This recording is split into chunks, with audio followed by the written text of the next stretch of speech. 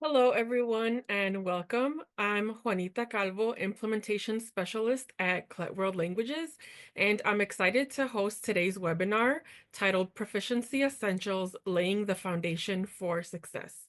Our presenter today, Dr. Sarah Stefanich, is our implementation manager and holds a PhD in Spanish linguistics with a focus on bilingualism and language acquisition.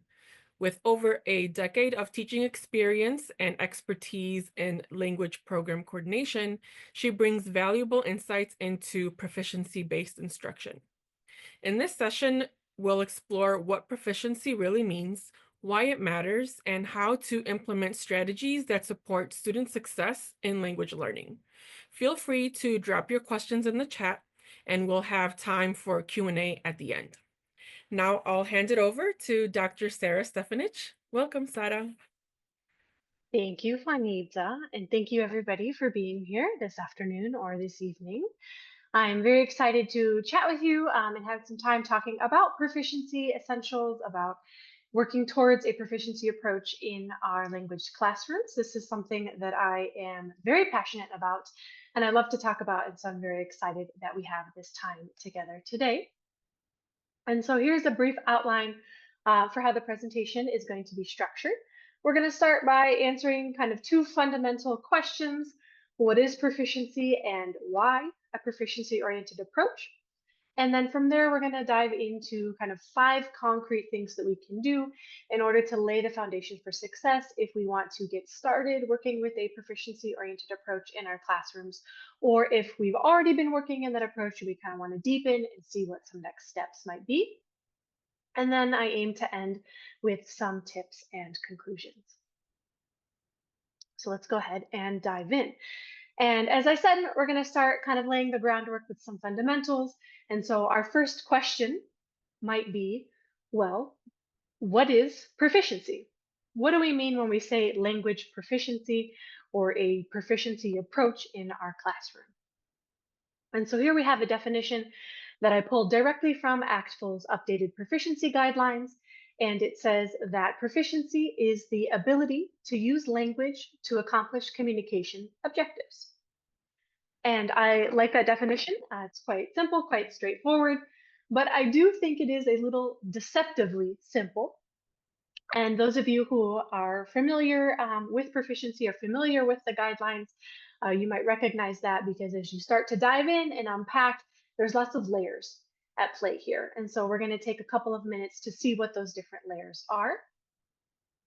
The first thing that we can think about is when we're talking about using language and looking at language proficiency, we can define it across 4 different domains and 4 different criteria. Our 4 domains, of course, are reading, writing, speaking, and listening.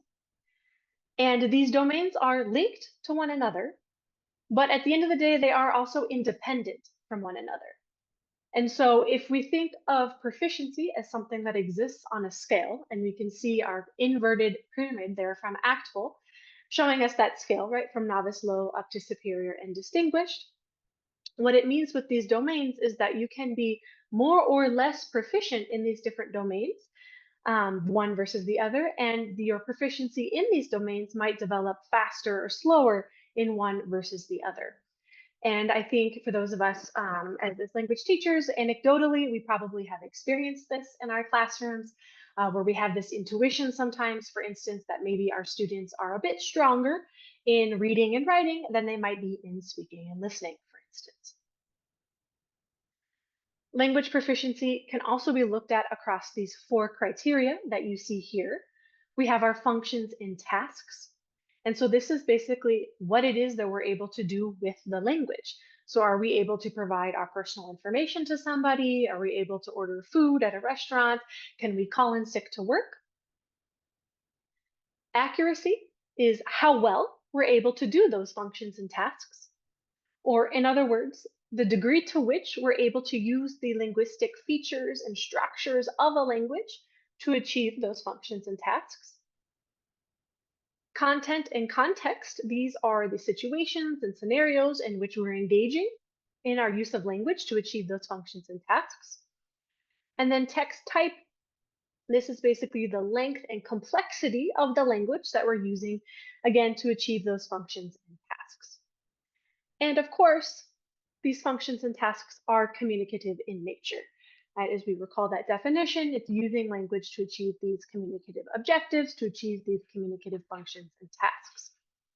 And so our next logical question then might be, okay, well, what do we mean by communicative objectives, right? What is communication, and how is that linked here to proficiency? And so I have one definition of communication for you that I really like. It's from Bill Van Patten, and it says that communication involves the expression, interpretation, and negotiation of meaning with a purpose in a given context. And I really like this definition. And I like pointing out to people that it does not mention the word language at all. And I think that's important because we know and we can recognize that language is just one tool that we are able to use to communicate. And we have ways to communicate that don't involve language, things like gestures or facial expressions. And so if we're talking about, our context of proficiency, language is our chosen tool that we're focusing on. And so that's the little last piece of this puzzle here, which is going to be, what is language? And of course, that is something that is, easier said than done to define. There are lots of different definitions of language based on who you're talking to and the context that you're talking in. The definition that you see here on the screen comes from a perspective of linguists who study language as a cognitive science. As Juanita mentioned, that's kind of the other side of my background. Besides teaching, I also have my PhD in Spanish linguistics. And so here's one way you can define language, which is that it is an abstract, rule-governed, mental representation, a mental system that exists up in the mind of the speaker. And acquiring a language or building that system is going to be a nonlinear process and requires robust, consistent exposure to the language. And so if we put all of those pieces together, thinking about proficiency, using language, using this abstract tool to communicate, to express meaning, negotiate meaning, interpret meaning, for us as language teachers then, our role in the classroom is to help students build that mental system, to kind of construct the ideal or the optimized environment in which that system can be created, and to help put together situations and scenarios for students to use that emerging and developing system to communicate, right? So give them time to try it out, use language to interpret and to express meaning and to negotiate meaning with their classmates. And so that's kind of the fundamental parts of proficiency-oriented language instruction. And here you see kind of a very full definition. So I'll give you a second kind of to read. I've highlighted a couple of things in blue. And so you'll see how that connects back to these different pieces that we have been looking at so far. But in general, proficiency-oriented language instruction or proficiency-based instruction or an approach, the goal is to build students' proficiency in the target language. And if they have proficiency in that target language, they're able to communicate meaningfully, effectively, and creatively for real life purposes. Proficiency oriented teaching does not necessarily separate the teaching, the grammar, the language from the culture. And the two are embedded together to give us those contexts, to give us that content for which we are engaging in those tasks and those functions for which we are engaging in our language use. And of course, it is student-centered. It really understands the idea that students have a fundamental role to play in the building of their own language proficiency. In other words, to kind of summarize, proficiency-oriented teaching is a framework that allows for the incorporation of multiple teaching methods that have the same end goal, the development of students' language proficiency. And I always think this is important to mention because a lot of times we can get caught up in the details. We can get caught up in, in talking about the methods specifically that we engage in our classrooms. And so, you might talk to people who say, I follow a CI approach, or I do TPRS, or I do task-based teaching. And these are all different types of methods. And if these methods have the same goal, right, the development of students' language proficiency, then if we're working within this framework, we can kind of mix and match and pick strategies and techniques from these different methods to help us achieve that goal. Proficiency oriented teaching uses pre-established proficiency benchmarks that allows us to describe where learners are on that journey and to measure their progress over time. So we saw that inverted pyramid, those are our proficiency benchmarks from that novice low level up to superior and distinguished. It of course prioritizes the use of language for communicative purposes, kind of the fundamental piece of the definition, and relies on theories of language and language acquisition to ground our teaching practices in the classroom. On the flip side, proficiency-oriented teaching, what is it not? It is not a singular or specific teaching method, as I just mentioned, but it's also not a free-for-all approach where anything goes. Proficiency-oriented teaching is not grammatical accuracy in production. And I absolutely love that phrase because I think, a lot of times it can be very easy when we're talking about a proficiency approach or a communicative approach to assume that we're talking about students' production, that our students are just speaking in class and hopefully to, a very high level of accuracy. But that's a part of it, of course, but that's not kind of the main piece of the puzzle. That's just one element. Proficiency-oriented teaching is also not establishing native likeness as the ultimate attainment for your students. And so, just a reminder that those proficiency guidelines that we saw and that Actul has kind of put out for us in those benchmarks are designed specifically for second language learners. They're not necessarily designed to capture native use of a language. And if you were to have a native speaker of a language take one of the proficiency assessments, like an OPI, we might be surprised as to how they test and where they score on that scale, because again, it's designed for second language learners specifically. Proficiency oriented teaching is not a quick fix solution to all of our language learning problems. I think it can go a long way in the classroom for us, and then it might or may not always be the right fit for every class or program. So of course, as teachers, you need to weigh, the needs of your students and your program and the goals that you have for them, and to determine if you think this is the right fit for you. So how might you determine that, right? Why a proficiency-oriented approach? And to help us answer this question, I have a little thought experiment. So I have 3 questions on the screen here for you all, and we're just going to take a quick 60 seconds. You can think, you can reflect, you can jot them down, or if you're open and willing and you'd like to share a response to one or more of these questions in the chat, we'd love to hear from you. But let's take a second to think about, as language teachers, whatever subject, whatever language you teach, why are your students taking your language course? What do you think they hope to get out of the course? And what do you want them to get out of the course? So we'll take just a quick 60 seconds, as I said. Feel free to share in the chat if you'd like.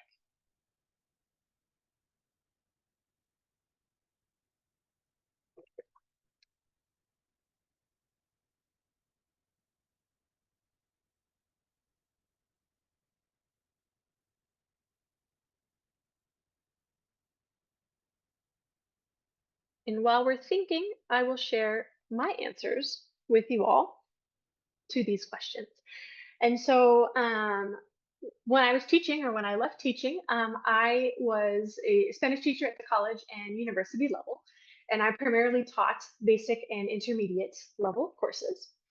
And so my students were taking my Spanish classes because it was a requirement.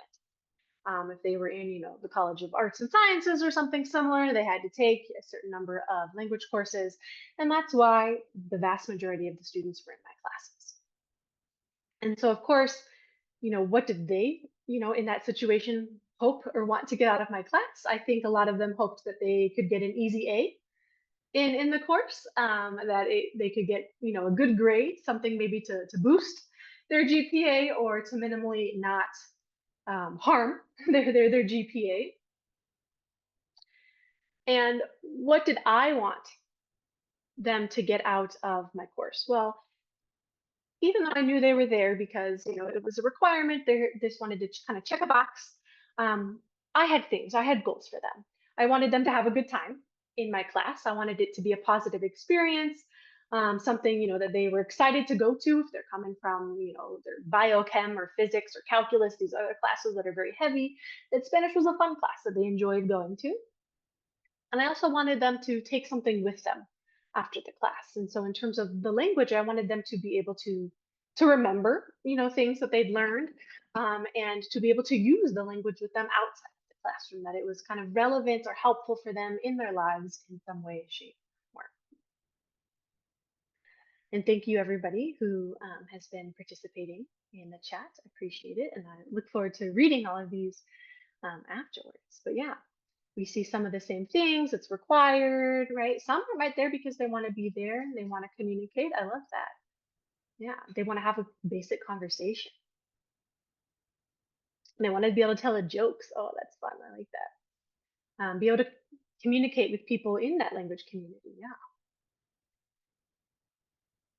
And so I think probably all of us have overheard somebody say something similar to what you see on the screen, which is I took 4 years of fill in any language in high school or in college or whatever it might be, but dot dot dot. Right? So I took 4 years of Spanish, but the only thing I can say is where's the bathroom?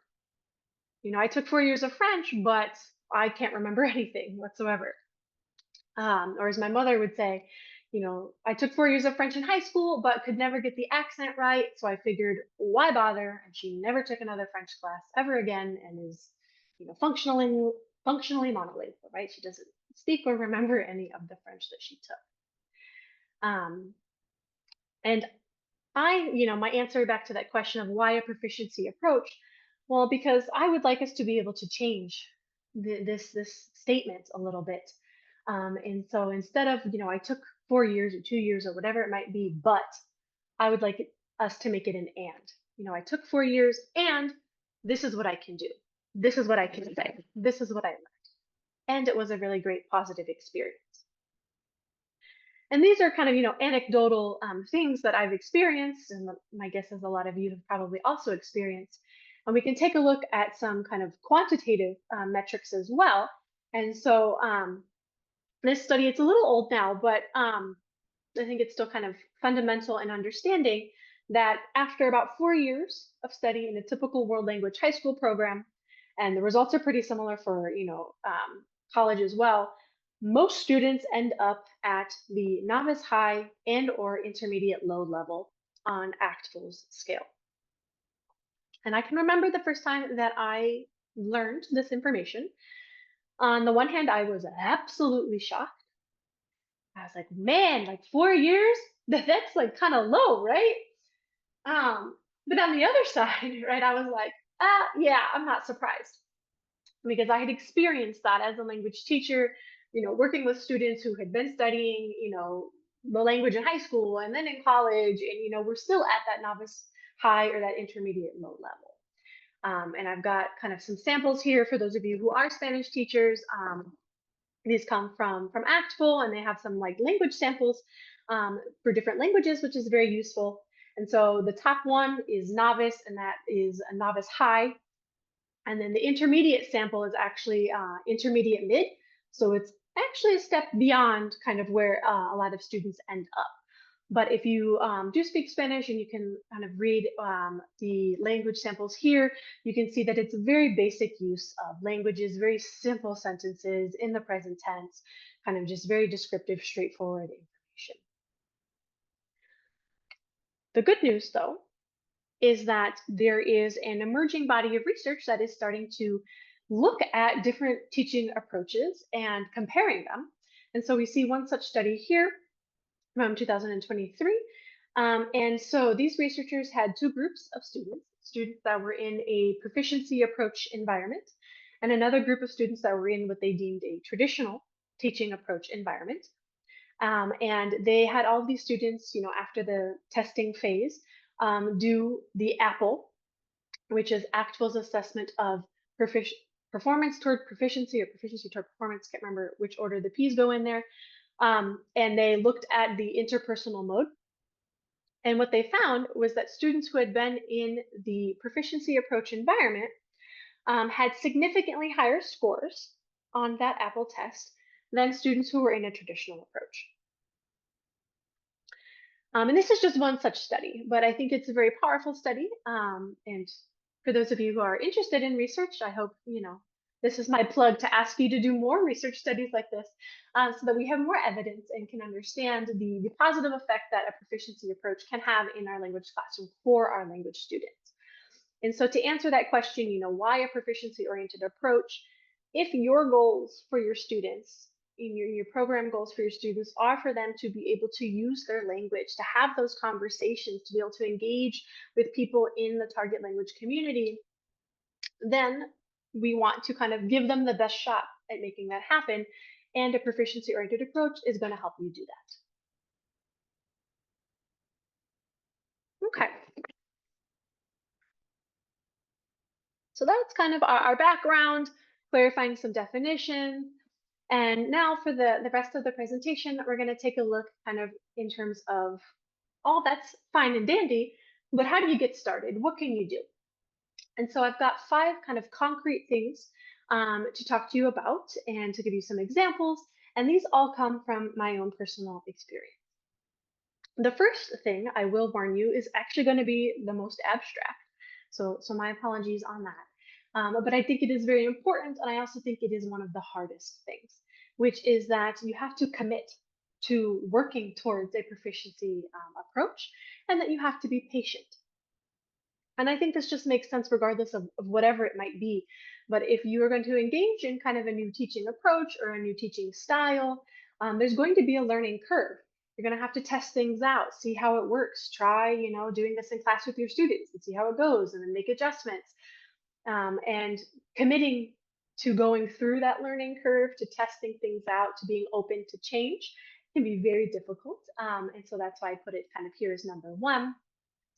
So we need to be patient with ourselves, of course, but then also be patient with our students because we might not see the effects. We might not see that payoff immediately, right? If you start enacting, some proficiency approach kind of techniques and strategies in your classroom, you might not see a drastic change in your students from Monday to Friday. In fact, they might have some resistance to it if it's something that's new for them. And so we need to be patient. And I'll tell you all a little story. So back when I started teaching, I got into teaching Spanish because I was studying my master's, and I was fortunate enough to be doing my master's in a department in a school that gave me a teaching stipend. I was a teaching assistant, so I got to teach those basic intermediate classes for a small stipend to survive graduate school. And so, of course, I had no experience teaching. I didn't know anything. I majored in Spanish in college. So, I took a lot of literature courses, some linguistics courses, but no education courses. 23, 24 years old. Now I'm in the classroom. And, so I, did what was logical to me, what I had witnessed, what I had experienced as as a language student myself, right? I had no idea what proficiency was and what actual was at that time and these guidelines. Like I didn't know any of that information.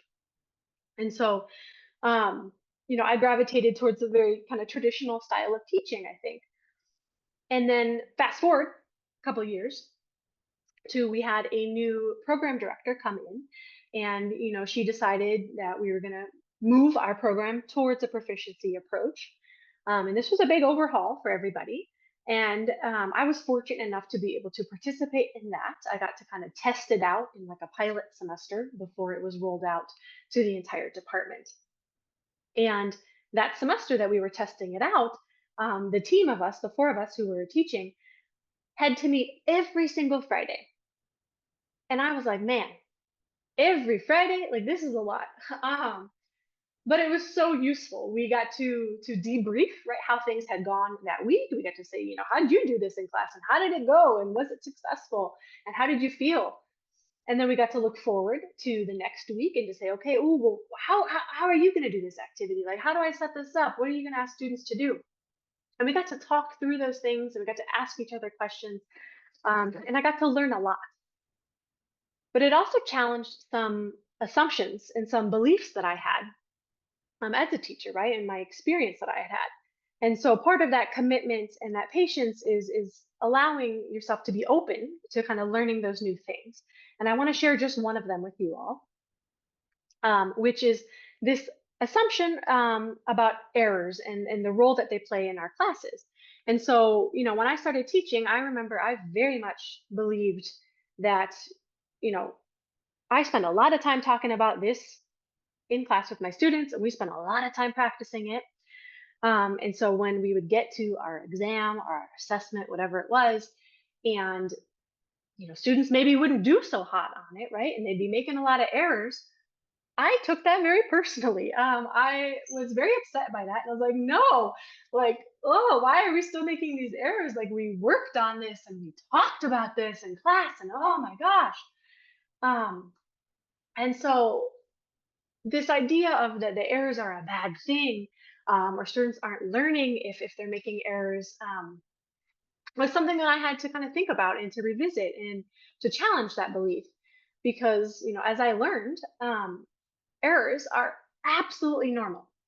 They are a part of that acquisition process and can actually be a sign of progress. They can tell us that our students are learning, in fact.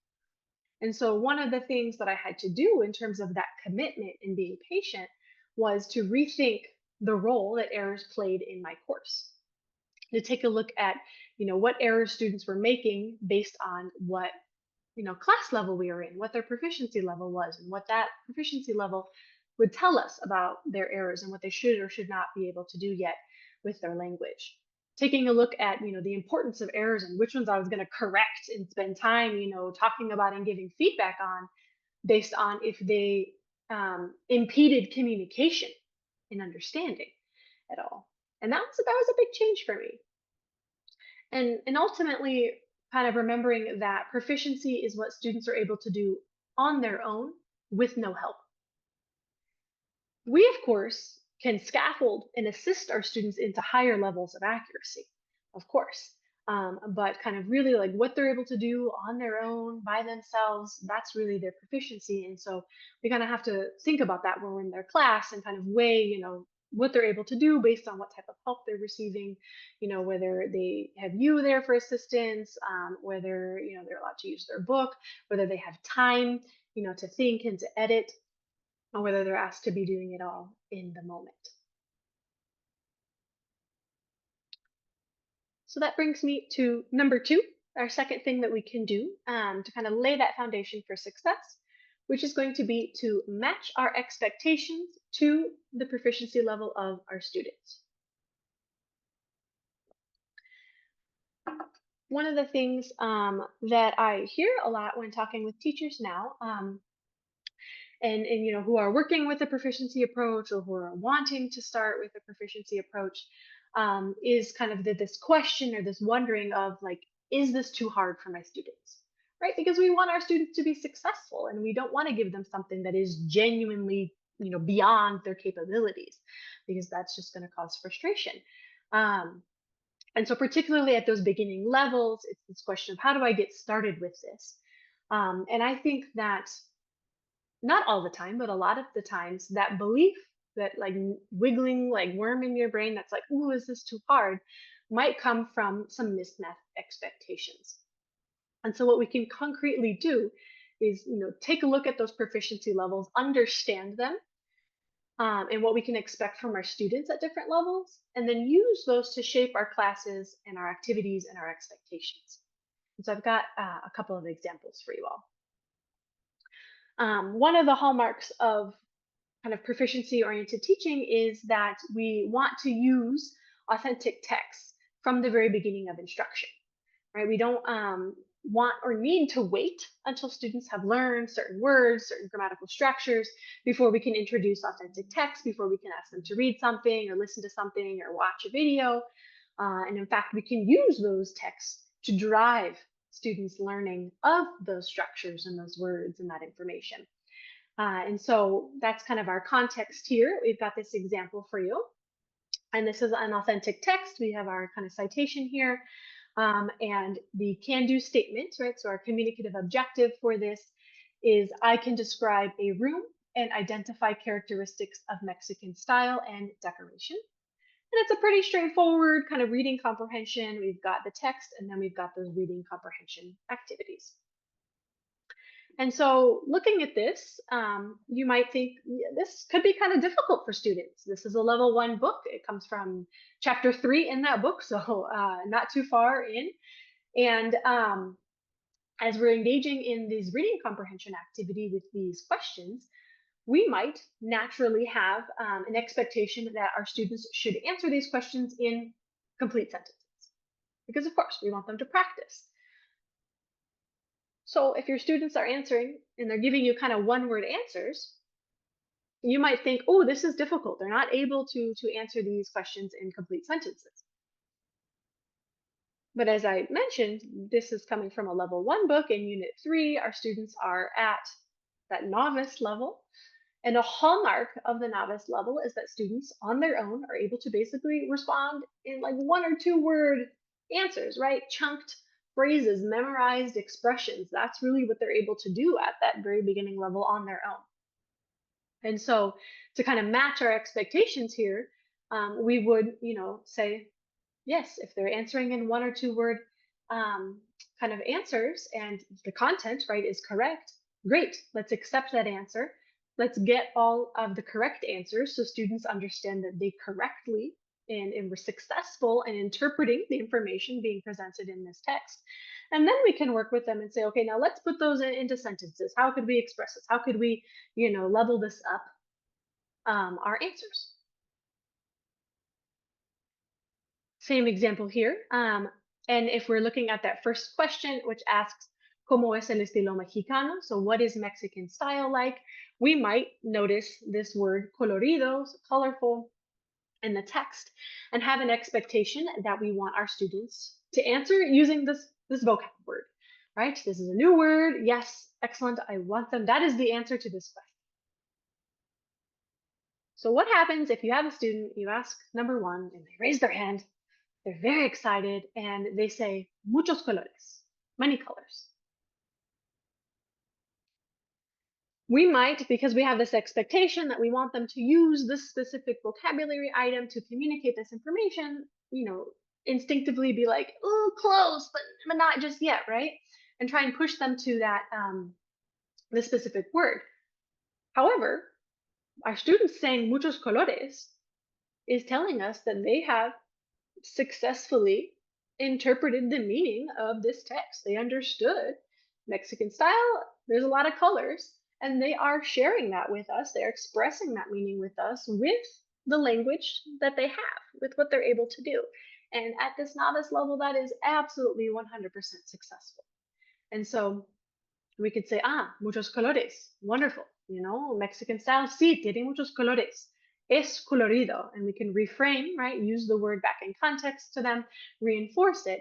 Because at the end of the day, colorido, our vocabulary, the grammatical structures that we're working with, is our end goal, right? Our end goal is for our students to kind of absorb that information, to process that information, and to build that structure inside their language, right? That they're putting together. And so we have to kind of match that expectation of that's what we're moving toward, but not necessarily expect it from the beginning. And here, I pulled some information for you all from ACTFL's proficiency guidelines, and I kind of synthesized it and based on kind of my own experience here, breaking it down, level 1, 2, 3, and 4, and then, novice up to intermediate high, because I think that's kind of a pretty standard sequence usually. And you can see there, what it is that students are able to do by themselves and what it is they're able to do with help. And so I think this is a really great guide, and it's something that I, worked my way towards. I wish I had had when I started out, was this understanding like, okay, my students are at the novice level by themselves. They're able to do words, chunked, memorized phrases, cognates. They're going to respond in lists. It's very repetitive. They're in that survival mode. But with my help, with the materials, with the dictionary, with some time, they can respond in sentences. They can even ask me questions. And so my job was to accept what they're able to do on their themselves and help them into that next level. And you can see that kind of build at the intermediate level. They're giving you those sentences. They're still in survival mode for a little while. It's going to be very high frequency. And so we want to push and to help them and give them that support to get them from sentences to paragraph, incorporating in some connectors, asking some questions for clarification, for instance. And so you can see that progression. And this gives you kind of a nice structure that you can follow in class. Kind of, you want to start out with, the stuff that they can do on their own and build and work them to that higher level stuff throughout your class. And as a part of this, of course, we are letting go a little bit of those mastery expectations, that idea that, we're going to teach something to students and expect them to learn it and they're going to do it well and do it well from the beginning. Doing it well is kind of our end goal in that proficiency approach. And so by matching, our expectations to these proficiency guidelines, it really gives us a framework as teachers where accuracy is still important, but it's important in relation to our students' proficiency level and the communicative success of our students. And just a reminder that it doesn't mean we have to wait to introduce any language, right? We don't have to say, oh, I can't, introduce or use the past tense with my students until they're already at the intermediate level. Of course not, because they're not going to get to the intermediate level if you're withholding, right, that language from them. And so we very much can use language authentically from the get-go and build them in to those different levels.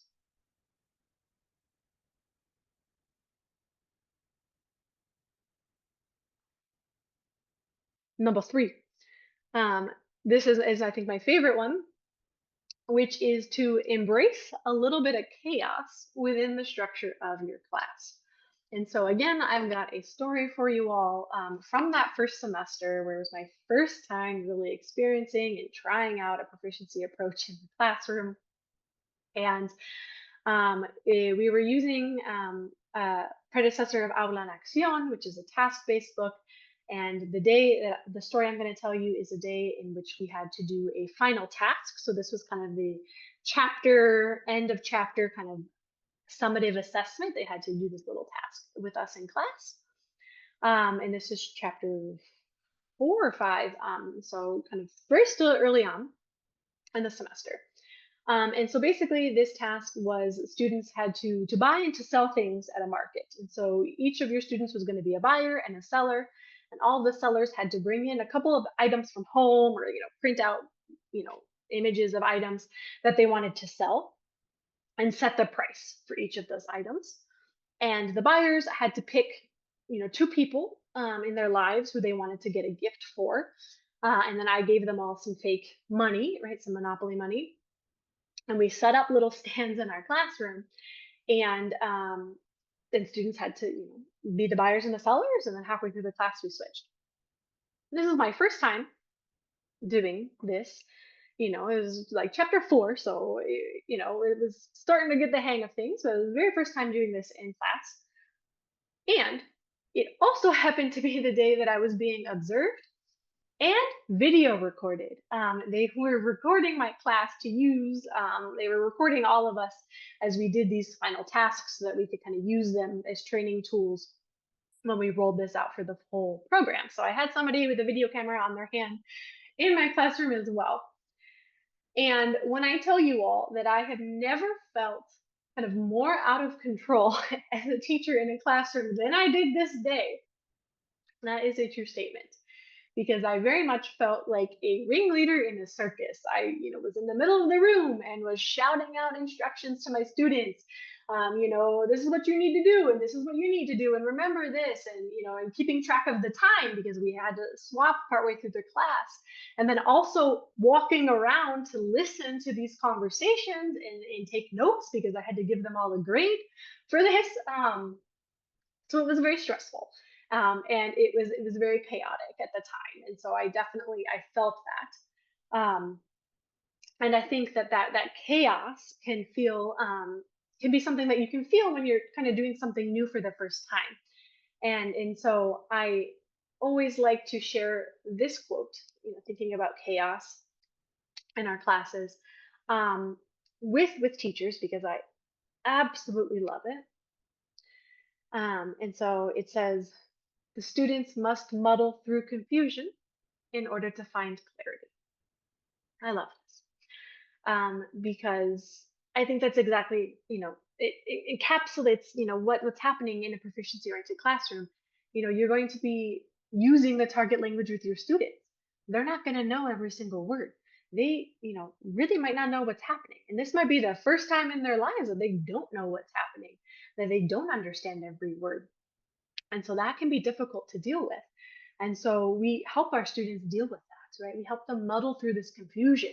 And as we, continue to use the language with them and have these activities, and we help them build the skills to understand, oh, I can figure out what that word means from context. I can kind of guess what it means, or I can be comfortable with not knowing every single word and I can still do things, and that's okay. And as we do that, we will end up in that position of clarity, right? We'll have that understanding. Students will realize, wow, like I can do all of this with my language skills. And yeah, I didn't understand that when we started. And now, I understand what she says, and this is great. And so, as our students are kind of going through this process, I think as teachers, we also go through that a little bit. And so, what can I recommend to you to kind of help navigate that chaos and embrace it while still having structure in your lessons is to find what I like to call the anchor point of your lesson. So I've got an example here for you all. This comes from a level 3 textbook, Reporteros Tres. So we're going to be at that kind of intermediate mid-ish level there. And we see our can-do statement, which says, I can exchange opinions about people's behavior on social media. And there's a lot going on these 2 pages, right? We've got, a comic that is, giving an example of people's behavior on social media, and it's kind of a commentary on that. We've got the video that they're going to talk about. It's going to talk about taking selfies and being an influencer and showing more examples of behavior on social media. We are working with the present subjunctive for those of you who are Spanish teachers or who also have a subjunctive in the language that you teach. There's new vocabulary. There's a lot going on here. So what is, the anchor point for this lesson? And I think the anchor point for this lesson is activity number 7, which says, it's a speaking activity, an interpersonal speaking activity, and it asks students in groups to comment, do they think it's important to show an authentic and honest image on the internet, and to explain why. And this activity really grounds everything that you're doing on these 2 pages. It's why we are looking at this comic and why we're going to watch this video. It's why we're getting, content about the way people behave on social media so we can kind of form our own opinion about it. We can synthesize, analyze, learn about that so that we can share with them. And so these anchor points, right? I also like to call kind of communicative purpose activities. And so I really recommend to create a physical activity. Right? You might get lucky and you might have one already in your materials, but if you don't, to create a physical activity that answers the question, why are we doing this? If you recall back all the way to the beginning, we talked about the definition of proficiency, right? And it is using language to communicate. And communication is, expressing, interpreting, and negotiating, meaning with a purpose, right, in a specific context. And so, one of the concrete things that you can do to provide that purpose in your classroom is kind of have these activities be there. And for me, this was the missing piece. This was like a light bulb moment. I remember where I was sitting and what I was doing when I kind of connected the dots and realized that this type of activity was what had been missing from my lessons. And it was an easy fix. It was an easy thing to add on. It's just an extra step a lot of times. We read this text, we answered these questions, we looked at this grammatical structure, this vocabulary. Why? What does that build to? And so, some concrete things you can do to kind of add that in are to ask your students to agree or disagree and state why. They can create a ranking and explain. They can pick between a couple different options. They can make a decision. They can give a recommendation, give their opinion. They can determine something or provide a rating, find commonalities or differences, summarize it. And by having these activities there, we are really holding our students accountable to that communicative purpose of language. They really have to pay attention. They have to interpret, what's going on in class, right? The reading we're doing or the viewing and what their classmates are saying uh, in order to be able to kind of do this last activity.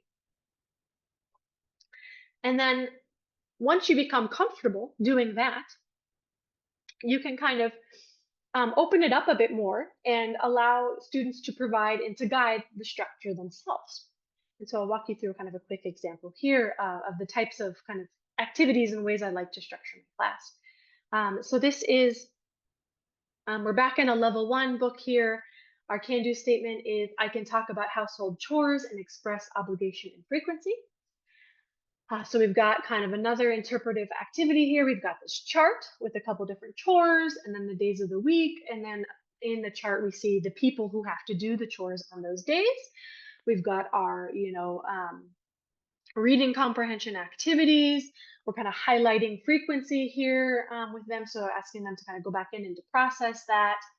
Then there's a listening activity between two of the people who are featured on this chart. And so the students have to listen to that conversation and then figure out what day of the week it is based on the things that those people say they have to do that day.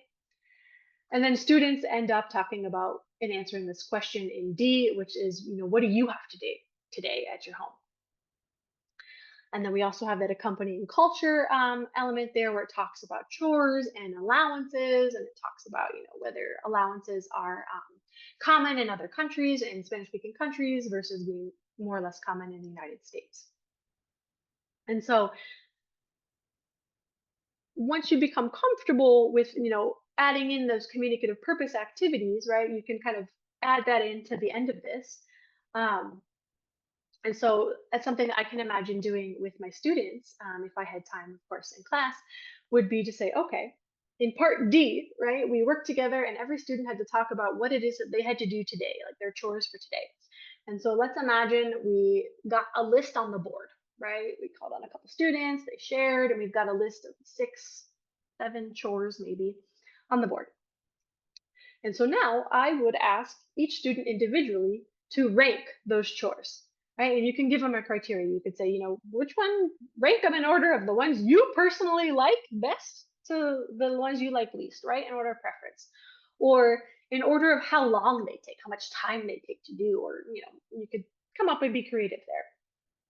And then I would give every student, a fake hypothetical $20 and say, you need to pay somebody to do these chores and you only have $20. So how much are you going to pay for each of these different chores? Right.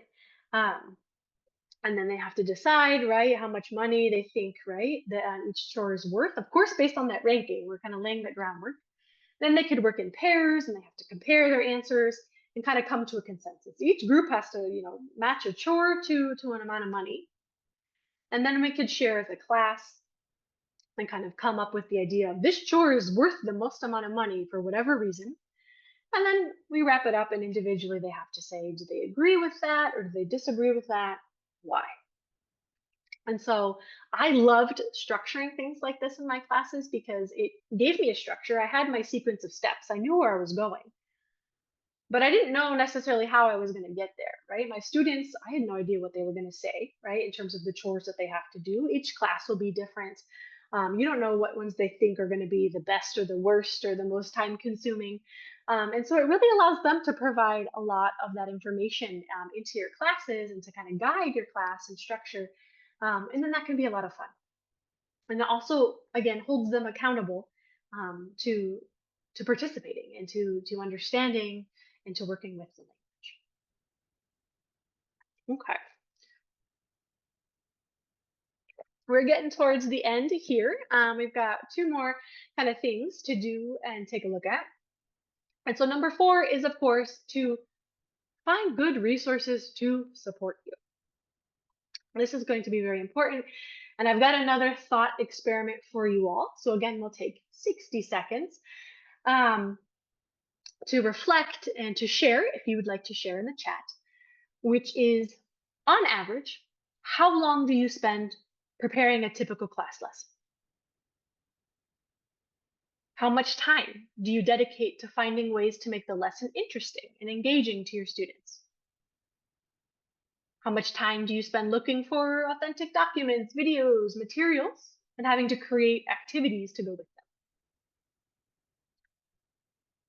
So again, we'll take a quick, 60 seconds. And if anybody wants to share,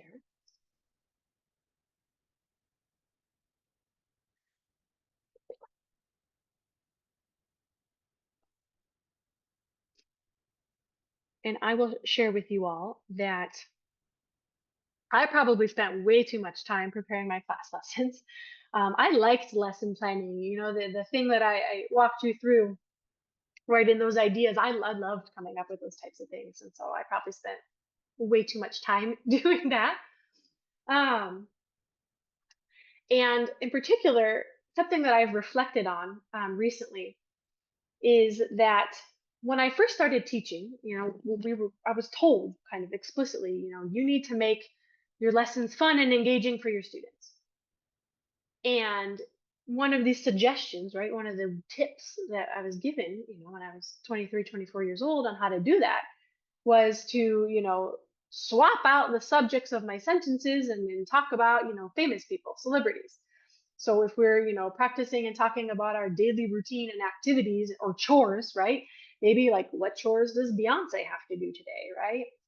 And that's more fun, right? You have a picture of Beyonce than talking about, what chores does Jessica, like a random person, a name that doesn't mean anything to your students. Um, and so I did that a lot, right? And I spent a lot of time trying to do that. And as I got older, right, that got harder to do because, of course, you get old and you don't know who's popular anymore. And, as teachers, I think we always joke about that. But what I realized upon reflection is that once I switched to a proficiency approach, I stopped doing it. And it wasn't conscious. It wasn't, purposeful, like stop doing this. It just was a natural consequence of switching to a different style of teaching that I stopped having to do that, right? And so, here's going to be my 60-second plug for Clet World Languages books. But from my perspective as a teacher, because that first semester when I switched, as I have told you, we were using a predecessor of Aula. And then once I graduated, I was fortunate enough to teach with Proyectos at another college. Both are, proficiency-oriented materials for Spanish, and below them you can see their K through 12 middle and high school equivalents. And using those materials really helped me be able to make that switch. And so I very much encourage everybody to see what's out there, right? And find materials that support you, that help you, right? That's what we want. And so find and look for materials that already have a communicative focus, because this will help you create lessons that prioritize meaningful use of language and those communicative goals. Find materials that have content that's already relevant to students' lives, so you don't have to, spend hours on the internet trying to figure out which celebrities are popular today with your students. If the materials you're using are proficiency kind of oriented, they will have that proficiency progression as a kind of a fundamental part of it. And so you know that the content is going to be continuously pushing your students, down that path of development. And of course, if they have authentic resources and content to really drive those conversations, to provide those interactions where they get to use the language and test it out. And then that brings me to number five, my last kind of tip and idea here for kind of laying the groundwork for success, a foundation for success, is of course to implement a proficiency oriented assessment. spend a lot of time this evening talking about what you're going to do in class with your students. And of course, the other side of that is the assessment piece. We want what we're doing in class to match how we're assessing our students. And so we want a communicative assessment for a communicative classroom. And so if you're working in a proficiency approach, or you're thinking about getting started with one, we also have to think about how we're going to measure our students' success, right? What metrics we're going to use, and how we're going to make sure that students are progressing down that path of proficiency development. Kind of true proficiency assessments, so things like the Apple or the OPI, those can be difficult to implement for lots of different reasons. They can be time consuming, and they can be expensive. They can also require specific training. Let's say you want to do, OPIs, the oral proficiency interview, as an exit interview, right at the end of course, oral exam type of a thing. Well, you have to be trained on how to deliver an OPI and how to grade an OPI, and that requires a lot of time and money. And so that might not be sustainable, right, and doable for all of us in our classrooms. The good news is that they have kind of recognized that, and proficiency-oriented assessments have been developed for the classroom to kind of be a stepping stone towards things like an Apple or an OPI, but that realistically you can actually do with your students in class, and then they don't necessarily cost money or very specific training. And so that's going to be things like your integrated performance assessment, IPA, or a project or a task-based assessment. And what's important here is that these types of assessments are compatible with proficiency-based rubrics. So you're able to use the exact same criteria that you're using in class on your assessments. And so I've got an example to show you to kind of wrap up here. And so this comes from that chapter that we saw a lot of things about with the house and chores. It's all in that chapter, and the mini project there. So kind of, an end of lesson summative assessment is for students to design a house. So they get to be an interior designer, and they have to, create a house design for a Mexican family. And we have 3 different options, right? So students get to pick which family, right, which is going to have different characteristics and different needs. And then they get to design, the floor plan for the house and label the different rooms and furniture. And then they get to present that to the class, right? So this is a presentational speaking. And they're going to say, I designed this house for this family, and here's what it includes, and hopefully making connections to why, right? That they did the things the way that they did. And so that's a lot of fun to begin with. And then we get to use a proficiency-based rubric. And so here's kind of one that would accompany that. And we can see, it specifies our proficiency level already. We're at that novice level. And so everything then is going to be built about that novice, right? So what is meets expectations for novice learners? What is, approaching expectations, meaning you're not really there yet, or exceeds, meaning you've moved beyond this. Because our reality as teachers is that we're going to have to give a grade, right? We have to do that for the work that our students are doing in class. And so this helps us give a grade kind of using those same metrics. And so we can see a concrete example here with the language control category, that this is really based off of that novice, right? So meets expectations at the novice level is use of practiced and memorized grammatical structures with some errors, right? Versus approaches, which shows limited, repetitive use of grammatical structures, errors are very frequent. Versus exceeds, meaning they're showing you stuff from intermediate, they're kind of beyond novice. They're still using practiced and memorized grammatical structures, but now we've got minimal errors, and students are creating with the language. And that's kind of one of those hallmarks of intermediate, is they start to create and move beyond those memorized chunks. And so this is just one concrete example. But if you're using those proficiency guidelines, right, and your meets expectations, that's what you're demanding, right, what you're asking your students to do in class, students will have a very good idea of the grade that they're going to get on this project and what they're going to do, because they've been doing it all along. And so that brings me to kind of wrap up the presentation with a couple of tips and conclusions for you all.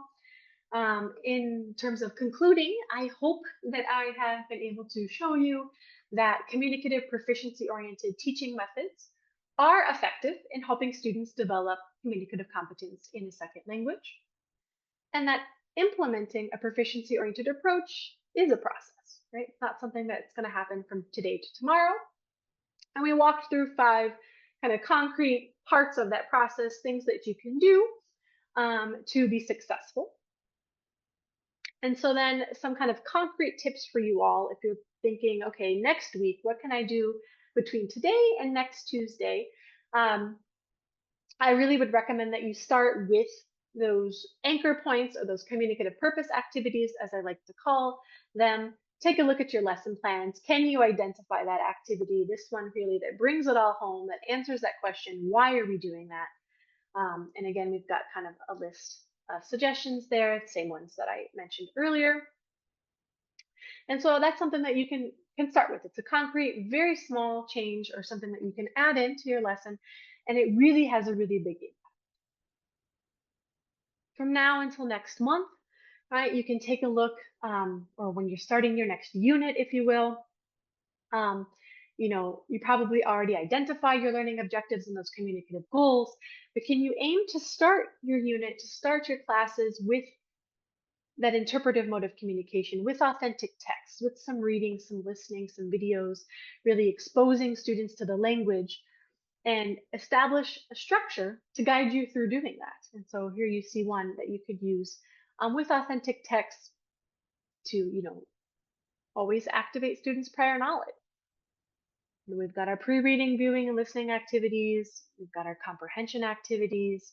We've got language activities if needed, right? We might want to highlight, language structures or vocabulary in the text, but maybe we don't want to or we don't need to. And then we've got our communicative activities. What are we going to do with this information? And we culminate in that communicative purpose.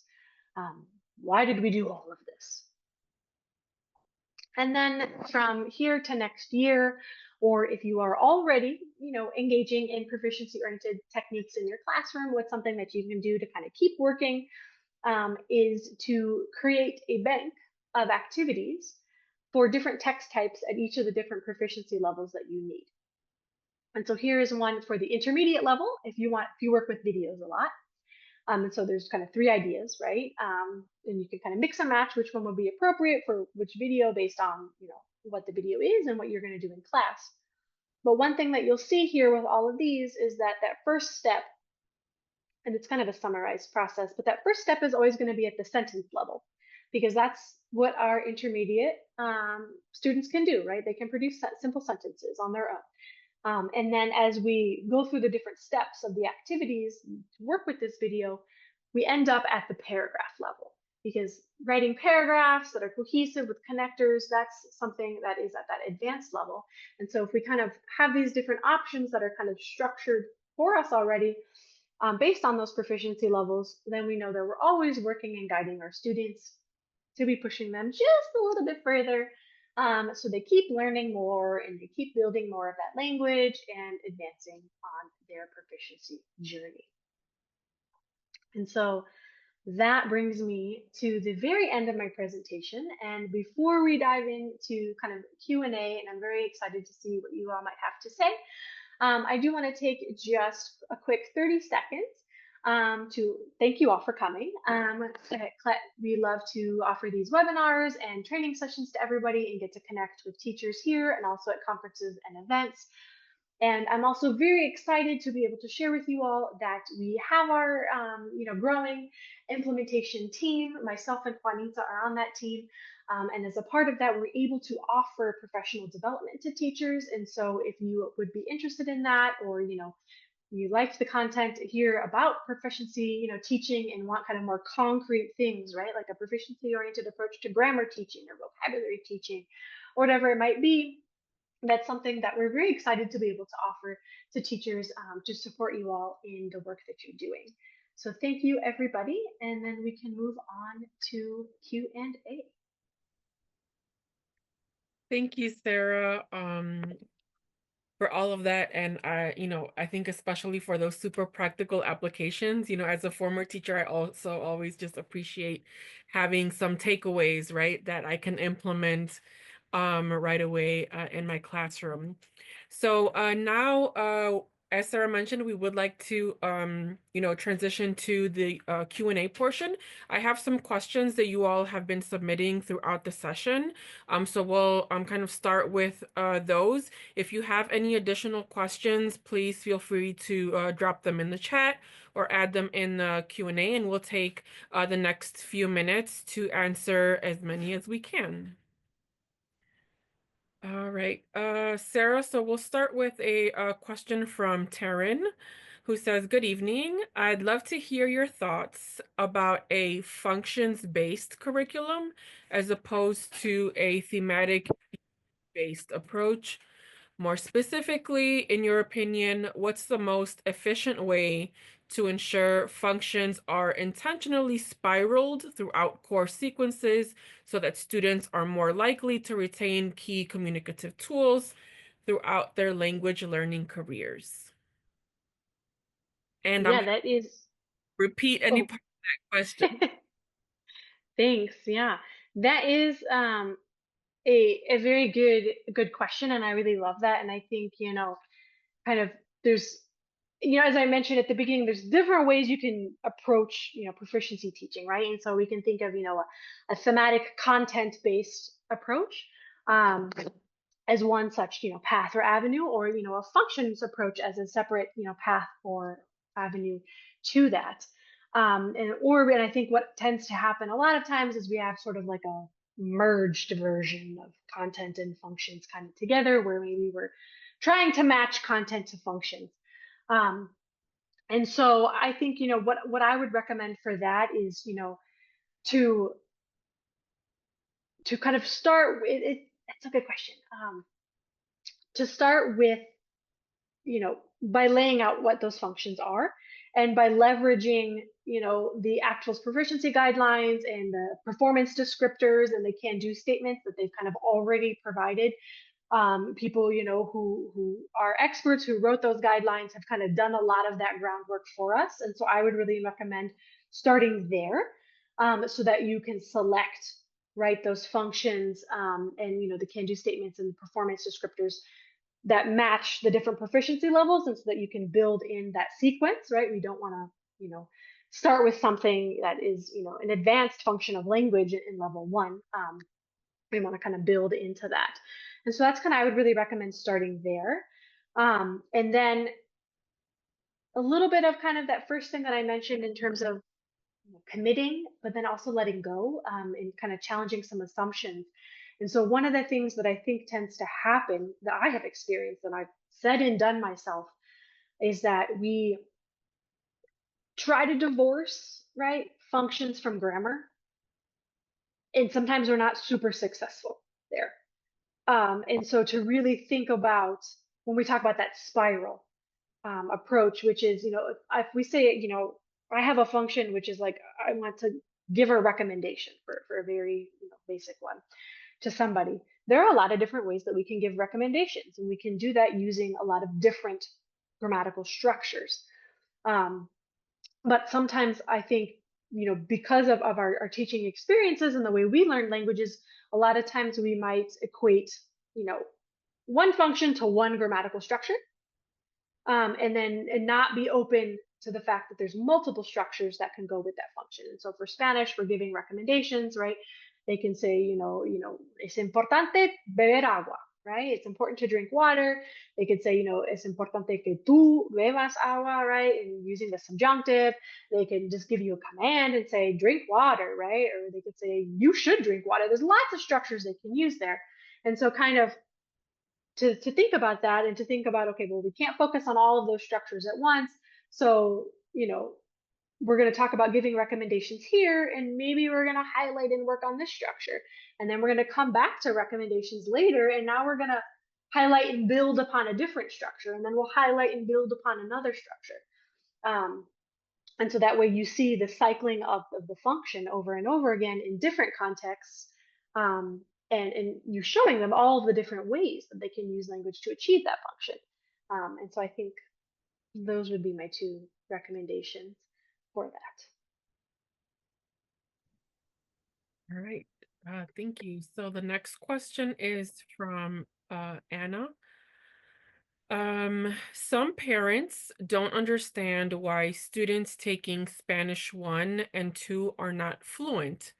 What would you tell those parents? Yeah. Um, so I'm going to be very honest and say that my teaching career was at, college and university. So I did not have to deal with a lot of parents in the same way that, teaching colleagues who are in, primary and secondary school, high school, things like that have to interact with parents. Um, but what I would say with them is that, I would try and frame it in a way of talking about what it is your students can do with the language, instead of kind of a deficit perspective of what they can't yet do with the language, which is one of the things that I love about proficiency teaching and also about proficiency assessment. And so if you're doing things like an IPA or like a project or a task, that's going to be something that's physical and concrete, where you're going to be able to show to those parents, okay, yeah, they're not fluent. That takes time, and kind of just reminding them of that, right? Like this is year one, it takes time. Um, if we think about children, right, how they're exposed to a lot of language before they start using it. And as you know, if we're beyond the child phase, and we already have a first language, we can, that process is a little accelerated, but it still takes time, right? We still need to give them that time. And so to kind of have those, almost a portfolio, right, of like projects or tasks, or what, this is what your student can do with the language, and then you can show them, right, this is where they started out and this is where they are now, 1 month, 2 months, 3 months, the end of the year, look how far they've come, right? To kind of hopefully, make that the parent feel confident that their student is learning, right? The student is growing, they are successful. And it's just, unfortunately, it's a process. It takes time, right? Like I have been, I'm a second language speaker of Spanish, and I feel like I still got to learn every single day. There's a lot of words I still um, don't know, and that as difficult as it might be to hear, fluency is not necessarily the end goal. I really hate the word fluency. I'll be entirely honest with all of you. Um, because I'm like, what does that even mean to be fluent in a language? Like, what does that mean? Um, and so I would come from that perspective. And please, anybody, chime in the chat, for those of you who do interact with parents. Um, but I would, show the parents in terms of like, this is what they can do. Look at all that they can do. Look how far they've come, and then also talk with them about this is where we're going. This is what they're going to be able to do at the end of year two, at the end of year three, and at the end of year four, or however long their journey might be. Yeah, and if I could just chime in for a second, Yeah. just speaking from my own experience as a high school teacher, right, that I think that, a lot of what you're saying is right, on target, even in the K-12 environment, right? Because I think just shifting, right, the conversation from that deficit of what my child, right, is unable to do, right, you're already talking about with a parent all of the things that their children can do, right? So on the one hand, the student is already feeling, with a proficiency based approach, a student is already feeling more confident, right, in using the language, and that is one shift, right, that I also noticed in my own teaching, when I changed approaches, right? And so I think that that in and of itself reframes the conversation, right? And that does a lot to show, Yeah.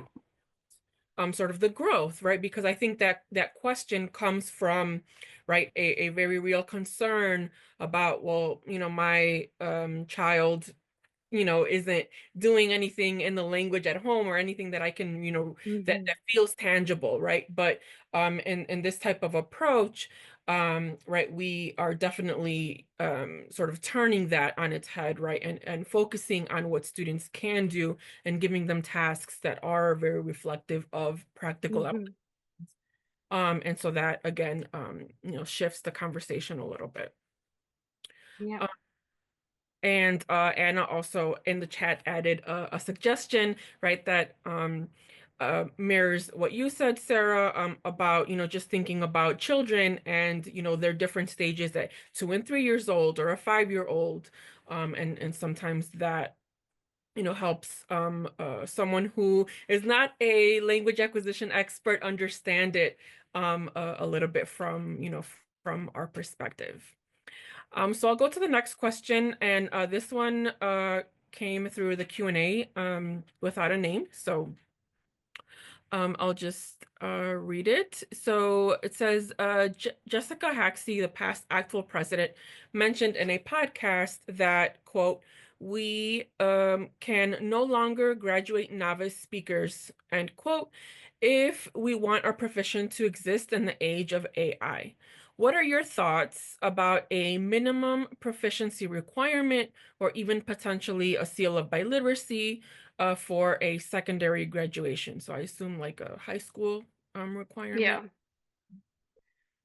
I think this is it's an an interesting question, and I think there are just so many factors, right, that would need to be taken into consideration before, implementing some type of, you must achieve a certain level of proficiency in order to kind of graduate, because, at the end of the day, we really want, it to be equitable for all of our students, right, regardless. And we have, a lot of students who have different needs, and so we want to make sure that, by implementing something like that, like we're not, disadvantaging any students, and that it is something that is achievable for our students, right? And that we also don't want it to hold them back, because, I think as language teachers we very much feel, right, the pain of enrollment sometimes, and then losing students, right, and kind of having to really work to get students to be interested in our classes. If there's not a language requirement, how do we get them into our classes? um, and so I think, there's a lot of factors at play before kind of, implementing something like that. um, but I do agree with that statement that, it would be ideal, right? Like our goal should be to have students beyond that novice level, right? Like after multiple years of language study, whether it's in high school or in college or whatever it might be, we want them I be I want them to be, intermediate high, right? Like you can do a lot at intermediate high. I think there's a lot of people um, that get to that point and then maybe don't ever get moved and pushed into the advanced level, because as to keep advancing requires a lot more work, right? It's easier to go from novice into intermediate than it is to go from intermediate into advanced, and it really requires a lot of time and exposure to the language, and also a communicative need, right? You have to build and push you there. So, I think I would love to see, instead of maybe a, requirement, to see and find and look for ways in which we can support more students, right, taking the seal of biliteracy, and a path to get them there, to testing and being achieved that, and then also kind of looking for ways to incentivize the relevance of the seal of biliteracy, outside beyond high school, right? So not only as something to help them, get into college if that's the path that they would like to take, but also to have it relevant in other areas, right? If they're going to go into industry, just say that, like, I'm biliterate, I'm bilingual, and look what I can do, and this is valued. And we have, data and metrics that does show, right, that sometimes, on average, bilingual employees might have a higher salary, than monolingual employees in the same role. But I think, we can do a lot of work to kind of incentivize and drive, that importance of the language and being bilingual and biliterate. So that's a very long, winded explanation to that question, which is that I don't know. That is my role. And, I would say that that decision that will be made by people way beyond my expertise, but that I think that aiming for, that higher levels of proficiency, that's really, we want to try and get our students there. All right. Thank you. So our next question is from Laura, and it has to do with something that that you showed in the slideshow. Um, so maybe we can go back to it. And she Yeah. just wants to know where can I find the proficiency by level chart that was shown in the slideshow? Yeah, so we can go back. Oops. Is it gonna let me go back? Yeah. Okay. So if you're referring to this one, um, this is something that I made for this presentation.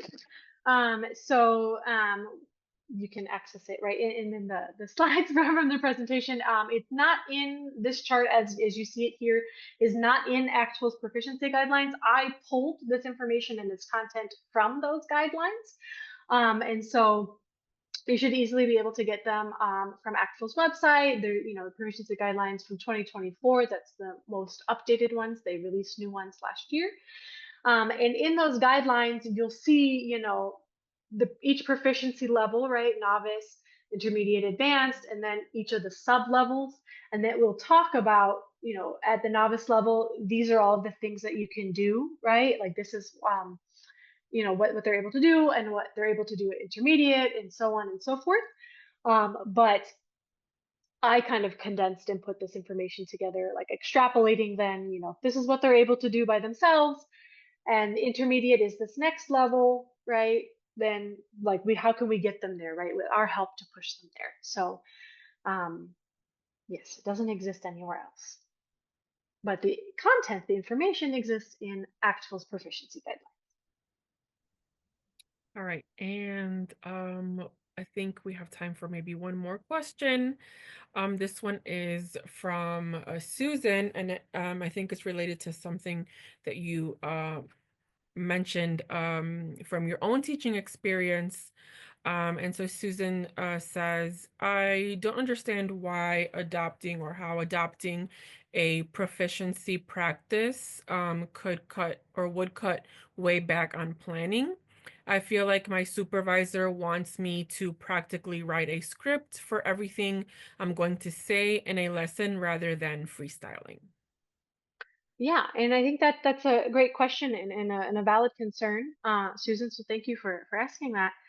Um, I will be entirely honest, right? From my experience, when I first started, working in a proficiency approach, lesson planning did take me more time at the beginning because it was something that was new, and I had to figure out, how am I going to get my students from point A to point B to point C. Um, and so I had to figure out, what's my sequence of activities here, and how am I going to get them there, and what scaffolding or support might my students need in order to be successful in this activity, right? If we're thinking of the reading activity, sometimes, yeah, you might just be able to give them a chunk of text and read it and answer some questions, but maybe not the first time, right? And so how could you, break that down? And so there was a lot of trial and error, and so it definitely took me more time at first. And I think that's just typical, right? Anytime you're doing something new, there's that learning curve. It's going to take a little bit of time. But as I got more used to it, right, and I figured out what did work in class, right, I really kind of had my framework for every single class, right, would be kind of the same, which really helped my students because I knew what to expect, and we could do things really quickly, and move from one activity to another activity. And so, as I talked about, like embracing some chaos, but finding that structure, right? Once you find that structure, you can apply it, to all of your lessons, and then you're just swapping out different content. You can think about it, we always are going to start with or whatever it might be, and then we do this, and then we do this, and then we do this.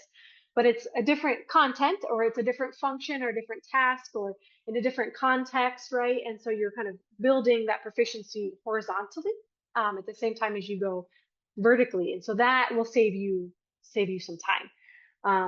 And then I also mentioned, right, finding good resources. I think that goes a long way to saving you some time, is if you can find some resources that have a lot of that done for you, it saves you time. In terms of, writing a script of what you're going to say, I think that's actually kind of funny because my very first semester teaching, we had to like kind of turn, we had to write a sample lesson and turn it into our director. And this was before we did like the switch to proficiency oriented teaching. And I literally wrote out a script of every single thing that I was going to say. I was like, "Hola, clase, me llamo Sara," like literally in italics, right, in this Word document of like exactly word for word what I was going to say. Because I was like, "How am I going to remember to say this stuff?" Right?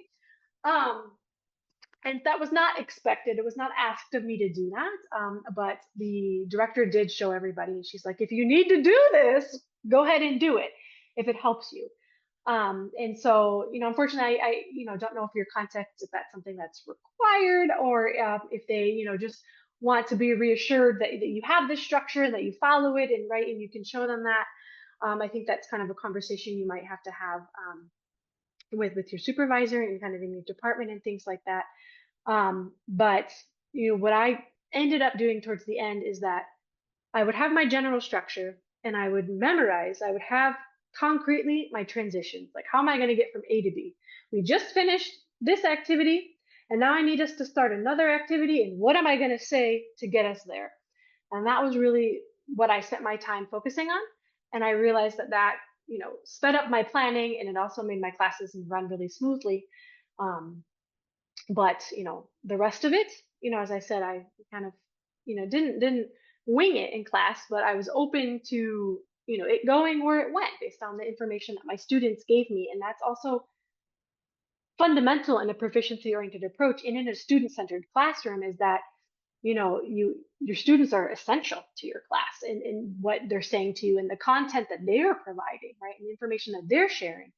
And so, you can maybe also kind of talk about that with your supervisor and say, if I can't write down everything I'm going to say because I don't know what my students are going to say. And then if if you do know everything that your students are going to say, then what's the point of your students in the classroom, right? Like what are they providing? And so that's kind of how I would frame that. But again, anybody who's still here and listening, if you have some tips and you'd like to share for Susan in the chat, I would appreciate that too as well. If I may add, I really love what you said about the anchor point, right? When you said it, I was like, write this down.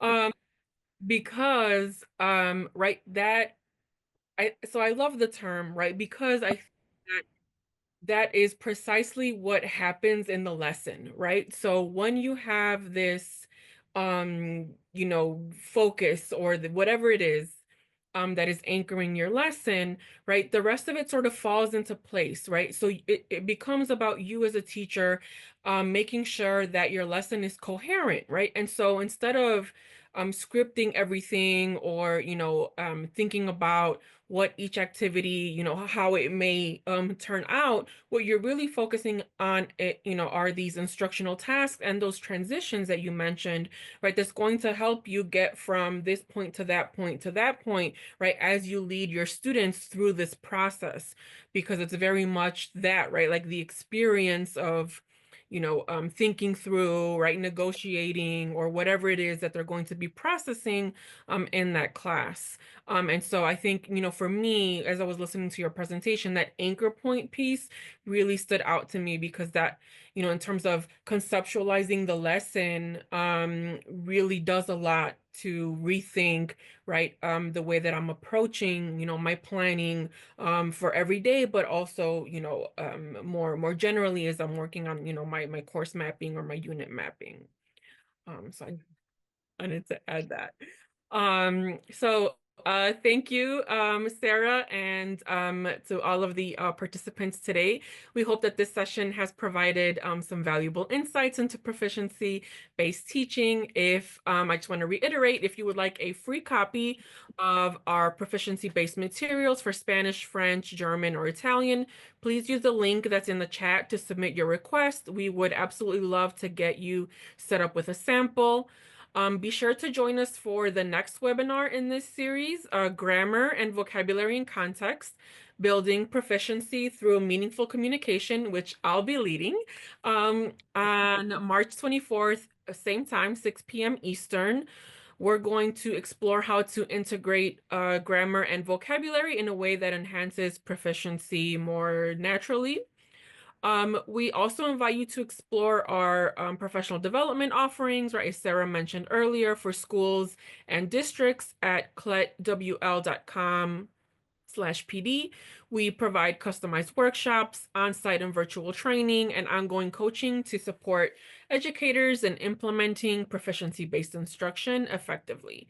Whether you're looking for department-wide training or targeted support for your curriculum, we're here to help. So you can check out the full lineup of upcoming sessions on our website, and we look forward to seeing you again very soon. Have a great evening. Perfect. Thank you, everybody.